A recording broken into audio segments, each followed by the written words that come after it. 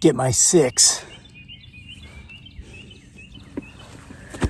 Hey guys, we're hanging out here at the aviary today.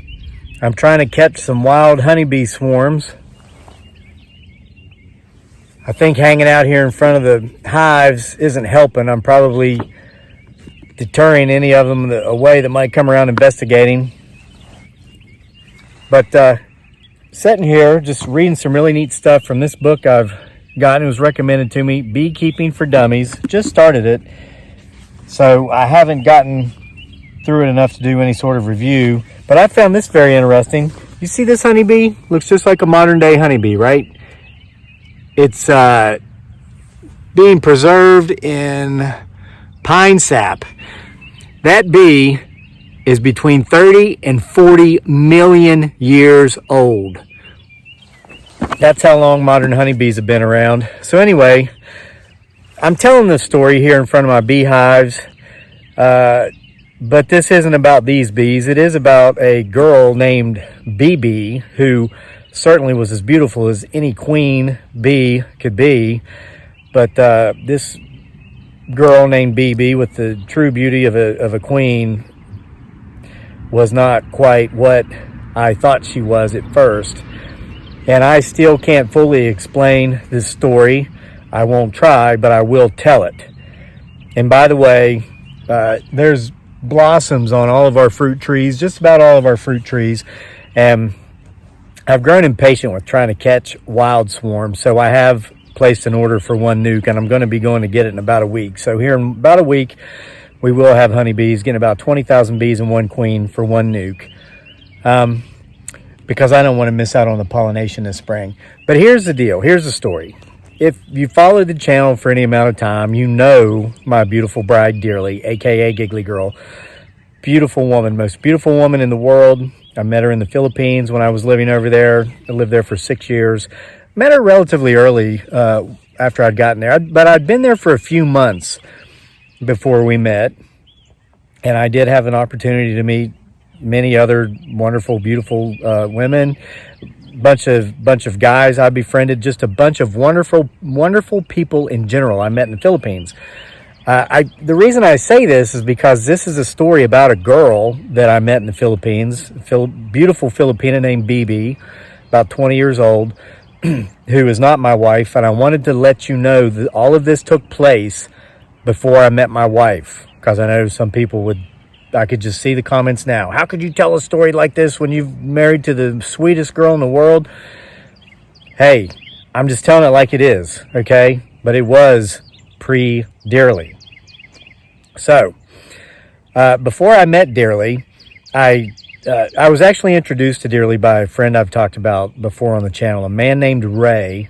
Ray is an Englishman. He's close to 80 now. He's an expat living in the Philippines. He's still over there. He's probably been there a total of 15 years now. Ray and I used to get together 3 or 4 days a week. And Ray would eventually introduce me to Dearly. That's how Dearly and I met. People have asked, how did we meet? We met through a mutual friend, Ray. But Ray and I would get together 3 or 4 days a week, and around noon, and we would go out for lunch. We'd walk around afterwards, have some cold ones here and there, eventually make our way to one of the beautiful beaches and have some more cold ones, and just really enjoy ourselves and talk about whether or not we missed shoveling snow and paying taxes enough yet to go back to our respective countries, more northern in the hemisphere. I guess Ray never did miss out on paying taxes and shoveling snow enough. Of course, he's retired. I actually came to I never missed paying taxes and shoveling snow. That's just going to be a lie. Okay, we had a kid. Dearly and I eventually got to meet together. We had a kid. I wanted to bring him to the U.S. so he could be educated here and so he could grow up with this lifestyle and then make his choice where he wanted to live afterward. Okay, I've talked about that before. But Ray and I used to take these walks. We would always try to, no trying about it. We would go down streets we'd never been down before just to see what was down these streets. It was an amazing place. We were living in Davao City on the island of Mindanao. you go down some side street you've never been down before, you would always find half a dozen eateries that just, after you thought you'd had the best lumpia or the best chicken adobo the Philippines had to offer, you'd find an eateries down some side street that wasn't even noticeable if you didn't look when you went by, that was better than that. And you'd find some beautiful young ladies working in these eateries that just when you were convinced you'd already seen the most beautiful woman in the universe. And I will point out that Miss Universe, so many years, hails from the Philippines. But it's like, wow, this girl at this eatery is more beautiful than the last girl at the last eatery, and the chicken adobo is even better than that. It's just, it'd blow your mind. So this is just what we do. So on the days when Ray wouldn't come around or when I wouldn't go meet up with him, I'd sometimes go out and I'd take these walks to try to find the food and whatnot, or I'd meander through a different neighborhood, or barangay they call it there, that I've never been through. And I'd been there for a couple months by this time, and I was still taking in the vegetation, a lot of the plants. It's a tropical environment, and as you can see here, in Central Virginia, I'm in a deciduous environment. It was just when it would rain, you'd see earthworms 18 inches long, as thick as a man's thumb. Some of the most beautiful butterflies, just everything. It was all new and it was amazing. But one day I'd made my way into a barangay in which I'd never been before. And I saw this young girl, and this is BB, who I mentioned I would, of course, come to know her well. Her name was BB. She was 20 years old. And she was going around collecting plastic bottles and tin cans to recycle. Very common over there, but unlike here, like in the U.S., oh, dearly wanted to try this, because all of our friends, we have friends. She went to them all and said, hey, give us your plastic bottles, your tin cans, your beer cans. And they were like, okay. Because she asked them if they recycled, and they said, yeah. And she said, can I have it? And they're like, well, I guess. So this was 2 years ago, and I told her, I said, honey, you're not going to get money for that stuff here. We take it down to the recycled center because the recycled trucks isn't going to take this much of it, and we don't get anything for it. It's the responsible thing to do, and we do it, and our friends do it, but there's a truck that comes by with the trash truck that picks this stuff up. If not, you take it to the recycle center down on McIntyre Avenue in downtown Charlottesville, but you get no money for this stuff. Dearly didn't believe me. So we spent one summer collecting an entire woodshed worth of recyclables, which we could not exchange anywhere for money. And then I got to take a couple truckloads worth of this stuff down to the recycle center on McIntyre. But in the Philippines, a very common way to make money, enough money to actually eat daily, if you get out there and do it enough, is to collect recyclables. So I'm going through this barangay, and I notice there's a girl collecting recyclables, and she turns around when I get close to her, and she is the most beautiful woman that until that time I'd ever seen. Now, of course, I would later meet my beautiful bride dearly, aka Giggly Girl, and there's no comparison. And I'm not just saying that because I think Dearly might watch this video. It's just the truth. It is the absolute truth, okay? So I said hello to her. She said hello to me. I asked her what she was doing, because I'm Captain Obvious, and she pointed out the obvious, that she was gathering recyclables. And she was pregnant. I did notice that she was pregnant. She had a baby bump. I would say she was probably 5 or 6 months along. And when I asked her, I found out that that was the case. 20 years old, not married, out there getting recyclables in the 90-degree weather, 90% humidity, heat. And it was kind of heartbreaking. But I would go on these walks. After I first met her, I told Ray. Ray and I got together the next day. We're somewhere kicking back with a cold one. And he points out a lovely young lady at whatever eatery we were at. And I said, dude, you should see this girl named BB that I met yesterday getting recyclables. She is absolutely gorgeous. And I told him about her. And she was a really sweet girl, too. We talked for a few minutes. And he said, well, where did you meet her? And I was like, well, it wasn't far from here. After we have lunch here, would you like to go back there and see if we can meet her? And he said, sure. And so we did. We had our lunch, finished our lunch, had, if you can believe it or not, the best chicken adobo we'd ever found in the Philippines until that point. Of course, I'm sure the next day we found some that was better. it just when you thought you had the best, you'd find the best the next day. They used to make pancakes and sell them on the street for like, I think you got 3 for 5 pesos, which was like 10 cents or something like that. And they were so sweet and delicious. And my mouth is literally watering right now just thinking about it. So anyway, I took Ray to the barangay where I'd met BB just the day before, and we walked around looking for her. Couldn't find her. She wasn't anywhere. And I thought, well, maybe we missed her because it was later in the day. The folks that do this usually do it actually in the pre-dawn hours until just about the first hour or so after sunrise, because it is super hot over there. 7 degrees above the equator. When I lived there, I would jog, and I would do that at about 5:30 in the morning, just after the sun came up. Sun came up at 5:30 in the morning, went down at 5:30, 5:40 at night, or in the afternoon. All 12 months of the year. Okay, there were no seasons. So we didn't find BB that day. We went and looked for her a couple more times after that, but I never found her when Ray was with me. I did run into her again the following week, and she was out there collecting her recyclables, and she was still just as friendly as she'd been the first time I met her. And we talked, and I asked her, is there anything else you do? Do you have any other jobs? And she says, no, I have no other job. I'm pregnant. Nobody wants to hire me, and I'm only, 5 feet tall. And now you're probably asking yourself right now, what does that have to do with anything? Only 5 feet tall. Here's one aspect of the culture over there that is different than our culture here in the U.S. and, of course, most Western nations. Waving at my wonderful mail lady, Sandy. If you're watching the video, Sandy, here's your shout out. Gosh, these people work hard. The people that work for the United States Postal System, it's such a broken system. It completely needs to be replaced, but management's the problem. The actual workers are wonderful people. So they work so hard. If you see them out there in the summer and it's hot, make sure to give them some cold water, give them some Gatorade. So anyway, here in the United States, if somebody's hiring, there's what's called equal employment opportunity. It doesn't matter what your gender is, what your age is, what your race is. If you're a qualified person, depending upon, some jobs, of course, require higher degrees of education. So education levels do matter depending upon the job. Like, you're not going to get a job as a doctor if you don't have a medical degree. Okay. But you cannot be discriminated against for any of these reasons I've mentioned. Okay. And the age thing, there's probably certain minimum standards, like you got to be at least 15 or something like that. I don't know. But bye-bye, Sandy. Shout out again if you're watching this video later at home after your super hard day working for the U.S. Postal Service. Wonderful people that work there. Just a broken system, and management is terrible, and it needs to be overhauled. Should be privatized. Just my opinion as somebody who worked there as a mail carrier.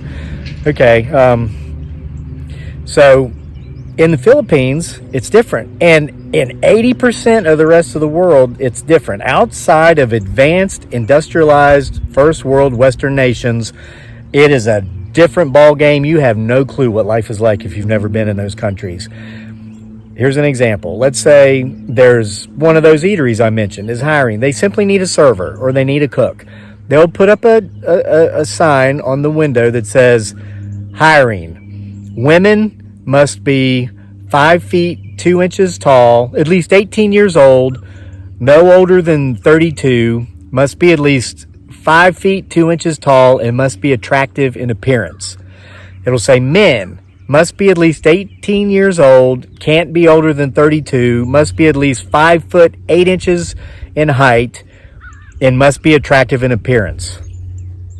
Now, if you're in the U.S. especially, you're like, wow, age discrimination, height discrimination, who's ever heard of that? Attractiveness discrimination, so many discriminations. That's how they do it, and it's legal. So if you're like BB, 20 years old, very attractive, but she was only 5 feet tall. So because she wasn't 2 inches taller, she couldn't get most jobs. My beautiful bride, dearly, you guys have seen her. She's gorgeous, most beautiful woman in the world. But because she's only 5 feet tall or 5'1", she's definitely not 5 feet 2. And because her skin is considerably darker than a lot of the folks over there, she would never be hired. That's what they mean, by the way, with must be attractive, highly attractive, that means they're looking for people who have more fair skin. And this is common throughout most of Asia, and it's based upon socioeconomic history. And this is why. It goes back to feudalism. If you were wealthy, you were a lord, or if you were rich, you stayed in the house all the time while all of your indentured servants or your enslaved people worked outside. Now, since they were outside, they were in the sun. They would get very dark, of course. But you, as the whether you were a Spanish lord, occupying the Philippines for 433 years, or if you were just of the wealthy class, you got to stay inside. You were lighter.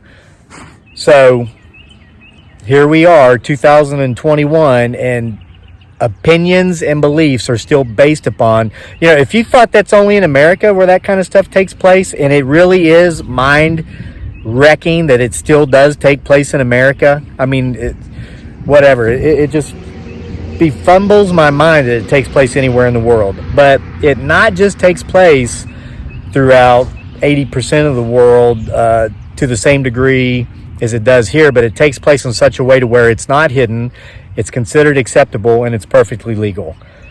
There's your socioeconomics lesson and history lesson you're probably not going to hear anywhere else, because these things aren't popular to talk about. But it's hard for you to understand these stories I tell about what life's like over there and what my life was like for 6 years, unless if I explain these things to you, because you're like, wait a minute, why couldn't she get a job? If she's a hard worker, she was 2 inches too short, and she was fairly dark because she was out there in the sun collecting all those recyclables. So she had those things going against her, and plus she was obviously pregnant, noticeably pregnant. So I got back with my friend Ray, and I said, I wish there was something that we could do to help this beautiful young lady. She's a hard worker. She's out there. She's got a baby coming here soon, and she's out there collecting recyclables in this hot sun. I wouldn't want to do it. I did my time in the heat. I was in the desert in Iraq for a year with body armor and helmets and earplugs, which holds the heat in your head. It was not pleasant, and I just feel for this girl. And so Ray, my friend, he said, I've got an idea. He said, let's you and I start a business for her. Let's start a barbecue stand for her. Now, here's what those were. And I am envious about this aspect of their culture. If you want to start a business over there, and you've got the money to start a business, and you've got the means, you can do it. You don't have to, as far as the, what do they call it? They're supposed to be taxed, but it's whatever. It's so crazy the way that's done. Basically, the tax guy, that's called BIR over there, Bureau of Internal Revenue, comes around. He says, well, hey, looks like, no, I'm not going to say they're all like this. I can only control what I say. I can't control how you take what I say, but it's very common for the BIR guy to come around. You own a restaurant. He says, hey, looks like you owe us 10,000 pesos this quarter for taxes. What are we going to do about that? And you can say, well, Mr. BIR guy, how about you sit down, I'll cook you up the best meal we offer here, and I give you 1,000 pesos in cash, and you say I paid it. And he says, sounds good to me. That's how it's done. That's how it was done pre-Duterte days. I'll put that disclaimer in there as well. People think twice about doing that now, because it could be very detrimental to their health to do that these days under President Duterte. I'll just put that disclaimer in there. But the regulations, all that, they didn't have it at the time. So Ray and I, what a barbecue stand is basically just right outside the door of your stoop. You set up a grill. You go to the market during the day, you buy a dozen chicken legs and thighs, you buy a bunch of pork, you cut it up, you stick them on, little kebab sticks. You cook this food on the street, on your grill, and you charge, I think it was 25 pesos, which is about 50 cents, for a thigh and a leg. And I think it was 10 pesos for a stick of pork. And just as the people are coming up and down the street, and there's a ton of people always coming up and down the street, heavily populated country, if you stuck all the islands together, there's 7,107 islands. If you push them all together, they make up a landmass only half the size of the state of Texas. Okay, only half of those islands are lived on. So you're looking at a place a fourth the size of the state of Texas. 110 million people.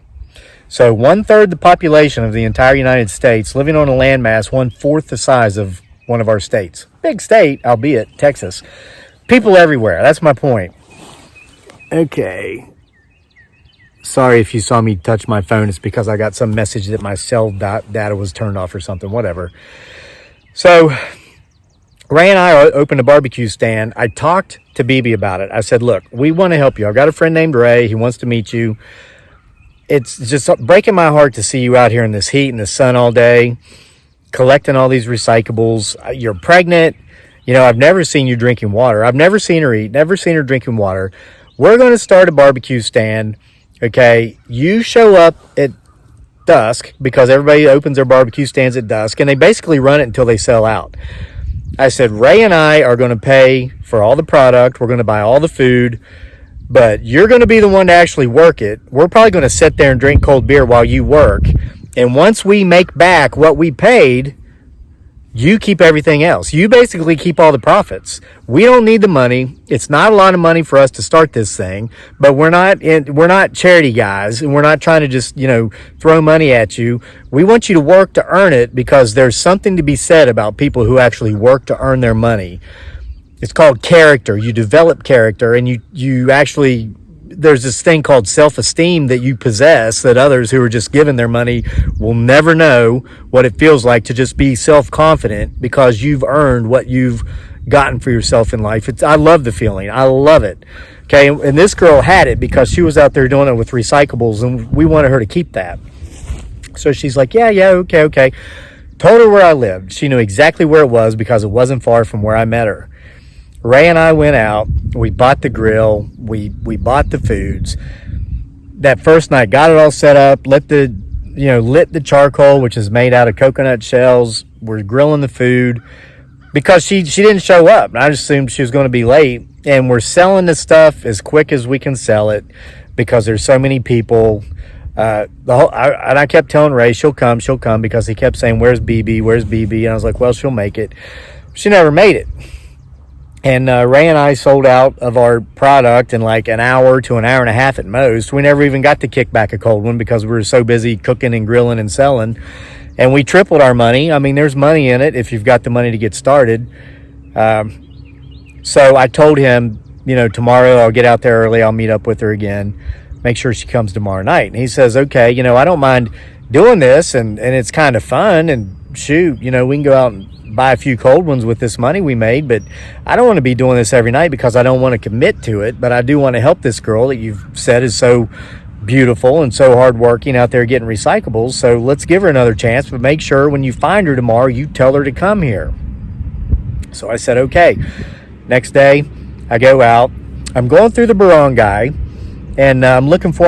I get to the back of the barangay, like a street I'd never been to before, and I see her coming through an opening of what is just a giant cinder block wall. Now, I knew that on the other side of that wall, there was the beach, waving at a guy going by on a tractor. Hey, guy on a tractor. Guys, I'm telling you, most of you know this. Honeybees are they account for between 20 and 30 billion dollars worth of food production every year just from pollination. Crazy. Even where we get our meat, a lot of the alfalfa and the finer grasses that our best beef cattle, that stuff gets pollinated by honeybees and other pollinators, of course. So anyway, there's this cinder block wall, doorway through it, and ironically, and this wasn't intended to be part of the story, but this big giant bee's nest of some sort up there in the corner, and here comes BB walking through the wall into the barangay. Well, there are living areas over there called squatter barangays, and what they are is just that. They're neighborhoods where the people that live there, they don't own the land, they're squatting. They live in very, very, and I'm trying to be kind here, very humble shacks, about the size of my aviary back here. This is on a sheet of plastic that's 10 feet wide and maybe 15 feet long. So you'll have families of 6 or 8 or 10 people living in bamboo huts that they make themselves on the beach in these squatter barangays. So I wasn't shocked to see her coming through that wall. I'm just thinking, well, obviously the squatter's barangay she lives in is back there. So she comes through the wall, and I say, hey, where were you last night? And she says, oh, so sorry. I had to go home. I have to be home at dark. And I'm like, you said you're 20 years old, right? Yeah. Well, why do you have to be home before dark? Well, I just do. And I'd gotten to know her, what I thought, considerably well by this time. She had told me that the guy that her baby's daddy was not in the picture, that he'd left. And so I thought maybe she'd gotten another boyfriend. And I'll be honest with you, I wasn't happy about that because I'd come to like this girl. I mean, I just did. And I said, who do you have to be home by dark to please or to satisfy? Who's demanding you be home by dark? Is it you got a new boyfriend? And she put her head down, and it's like she didn't want to answer. And so I took that to mean that the answer was obviously yes, and maybe she had started to like me a little bit too, and she didn't answer. And I said, hey, whatever, it's okay. But that's when we start the business, the barbecue business. You've got to come tonight, be there right at dark, tell whoever is expecting you to be home by dark that you've got to do this because this is your way to get out of collecting these recyclables. Never have to do this out of here in the heat again. And she's like, okay. And then she went about collecting her recyclables. Night came, she never showed. Out there's me and Ray doing all this work again. She never showed. So the next day, Ray said, we're going to go and we're going to tell her this is her last chance. Third strike, you're out. Take me to where you think this girl lives. So Ray and I get together the next day. I didn't even go looking for her the next morning. I was kind of upset by this time. I kind of felt like I didn't want to see her or confront her until Ray was with me. And he was going to do most of the talking. Okay? He had that really cool English accent. He sounded more authoritarian than me. He sounded like he was from Scotland Yard. I sound like I'm from Appalachistan. Nobody's intimidated by that. They just throw their heads back and laugh when they hear it. So anyway, Ray and I have our lunch, and would you believe it? We eat the best chicken adobo we'd ever had, served to us by the prettiest waitress we'd ever seen. Amazing. We go through the barangay where I'd always seen the girl getting her recyclables. We find the wall, and I tell him we got to go through that door right there. She lives in that squatter's barangay on the beach right there through that wall. And he's like, you see that bee's nest? I'm like, yeah, I saw it yesterday. So we very gingerly make our way through that doorway, avoiding the bee's nest. How appropriate for this story due to our setting here. We get back there. There's no barangay. Now, there are some burnt remnants from where there had been some huts or some shacks that had obviously burnt to the ground by way of fire. So we're walking along the beach, and Ray's like, Kevin, nobody lives here. And I was like, well, she said she lived here, and I saw her coming through that door. And we saw a couple of other people walking on the beach, way down the beach, maybe 100 yards away, and that's where there was another established barangay. So we walked down there because all these places, they'll have these tiny little eateries, and they sell cold ones. So we'd often just go get a cold one. Sometimes we'd eat the food, but we'd already had our lunch. So we go down there, we get a couple of cold ones, and we asked the people at the store, what happened up here? Are there no houses up here? And we're looking for a girl, by the way, named BB. Does she live down here?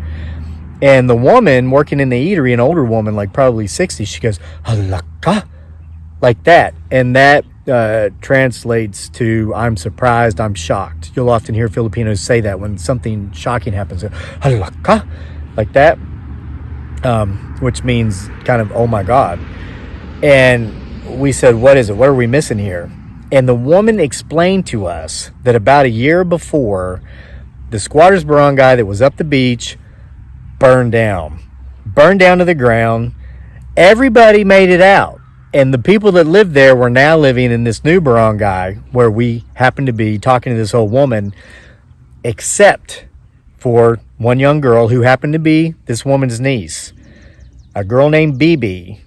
Her niece, who was 6 months pregnant, who didn't survive the fire, and who never made it out.